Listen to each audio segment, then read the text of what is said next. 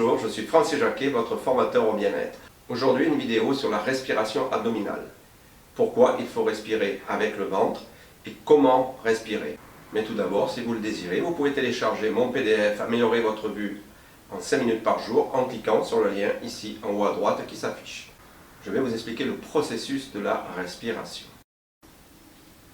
Comme vous pouvez le voir ici, vous avez le bas des côtes et vous avez ici, à peu près à ce niveau-là, un muscle que l'on appelle le diaphragme. Ce diaphragme partage le buste en deux. Au-dessus du diaphragme, vous avez le cœur et les poumons.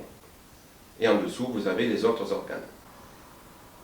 Le fait que le corps humain, le thorax, soit séparé en deux ainsi et que le cœur et les poumons soient côte à côte, cela va entraîner la chose suivante. Si vous respirez vite, votre cœur va se mettre à battre plus vite. Si votre cœur bat plus vite, vous allez respirer encore plus vite. Cela induit un cercle vicieux qui n'arrête pas. Je respire plus vite, mon cœur bat plus vite, le cœur battant plus vite, je respire encore plus vite. Et en plus, l'énergie étant localisée sur le haut de la poitrine, en médecine chinoise, nous savons tous que le cœur est relié à l'esprit. Et donc, l'énergie va s'élever et je vais avoir l'esprit agité. Ça peut me donner des étourdissements ou je peux être complètement perturbé ou encore beaucoup d'autres choses, au point de vue pathologique. Considérez le diaphragme, donc ce muscle qui est à l'intérieur, comme une pompe. Pour mon explication, je vais vous prendre l'exemple de la pompe à vélo. Vous connaissez tous une pompe à vélo, une pompe à bicyclette, comment elle fonctionne. Voici un récipient, on va dire que le récipient est ouvert en haut. Voici un piston. Je mets le piston à l'intérieur, voici comment marche une pompe à vélo. Et en tirant mon piston vers le bas, ce qui va se passer, c'est que je vais créer une dépression et je vais remplir mon récipient. Parce que le piston va servir en fait de pompe. En tirant mon piston vers le bas, je vais remplir mon récipient d'air. Et bien mon diaphragme va se comporter et avoir le même effet exactement comme le piston de la pompe à vélo. Le diaphragme est un muscle qui va s'ouvrir comme un parapluie en descendant comme si vers le bas lorsque je vais avoir une action avec mon ventre. Et il va remonter, inspire ou expire en fonction des respirations.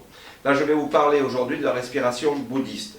Nous avons dans les arts énergétiques chinois, en Qigong, plusieurs respirations. Nous avons la respiration bouddhiste, la respiration taoïste, dite donc respiration abdominale normale, respiration abdominale inversée, respiration embryonnaire, respiration par les chakras, respiration d'hibernation. Il y a un très grand éventail de respiration dans les arts énergétiques chinois.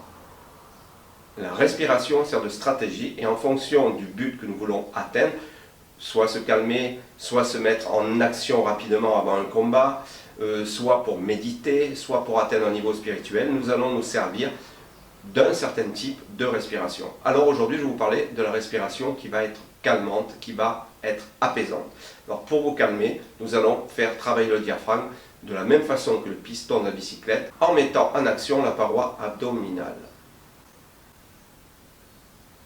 Comme je vous le disais précédemment, le diaphragme donc va couper le buste en deux, et le fait que les énergies soient localisées au niveau supérieur, cela peut créer certains troubles au niveau de la tête. La stratégie respiratoire, elle va pouvoir servir soit par exemple pour de l'hypertension ou de l'hypotension. En fonction de ce que j'aurai comme problème, hypertension ou hypotension, je vais employer une respiration différente. Alors la respiration calmante que je vous propose, si vous êtes énervé, si vous êtes stressé, c'est très simple, très simple à faire.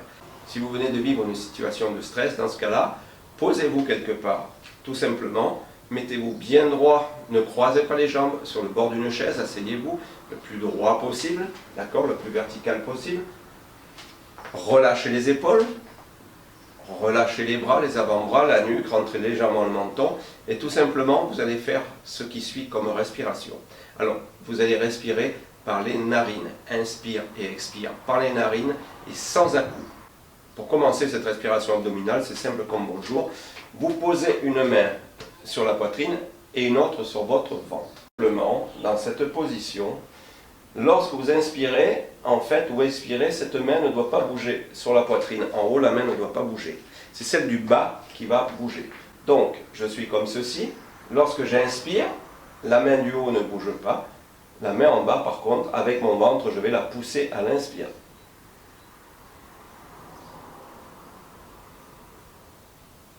Vous remarquez que la main du haut n'a pas bougé, celle du bas, j'ai sorti le ventre. Et à l'expire, avec ma main, j'appuie dessus et j'expire, je rentre ton ventre. Faites ça 3-4 fois et ça va redevenir naturel. C'est une respiration que nous avions quand nous étions bébés. Regardez les animaux, un chien ou un chat quand ils sont couchés, comment ils respirent avec le ventre. Ça va être une respiration qui va vous apaiser. Faites pendant 2-3 minutes, cela suffit amplement pour arriver à vous calmer de suite. Je vous conseille de pratiquer cette respiration le plus souvent possible jusqu'à ce que cela redevienne un réflexe naturel. Effectivement, quand nous étions bébés, comment il se nourrit le bébé dans le ventre de la mère? Par le cordon ombilical, avec la paroi abdominale, il va pomper pour amener l'énergie dont il a besoin par le cordon ombilical. Et dès qu'il est sorti, il respire comme ça. Mais dès qu'on commence à marcher, qu'on commence à être conscient, on nous empêche carrément de respirer comme il faut, en nous disant fais attention à ceci, fais attention à cela, tiens-toi comme ci, tiens-toi comme ça. Et tout d'un coup, on garde cette respiration au niveau de la poitrine, ce qu'on appelle la respiration pulmonaire. Quand on respire avec les poumons, le diaphragme n'a pas une grande amplitude, mais il a une plus faible amplitude. Et ce qui fait qu'il y a toujours le bas des poumons, une partie du bas des poumons, où l'échange de dioxyde de carbone et d'oxygène ne se fait pas correctement. Vous aurez toujours une partie des poumons qui ne sera pas complètement renouvelée en oxygène. Avec la respiration abdominale, le premier point, c'est que vous allez avoir une capacité pulmonaire plus grande parce que vous allez découvrir par la grande amplitude que vous aurez avec votre diaphragme, par le fait que la paroi abdominale le fasse descendre et remonter, vous allez découvrir beaucoup plus d'alvéoles pulmonaires, donc une plus grande capacité respiratoire. Deuxième point, vous allez masser les organes internes, un petit peu comme un massage, comme si vous étiez en train de masser votre bras, sauf que c'est les organes qui vont se faire masser avec le mouvement du diaphragme. Il va envoyer plus de sang et plus de chi, d'énergie, de bioélectricité dans tous les organes. Donc une meilleure harmonie entre tous les organes, un meilleur massage des organes.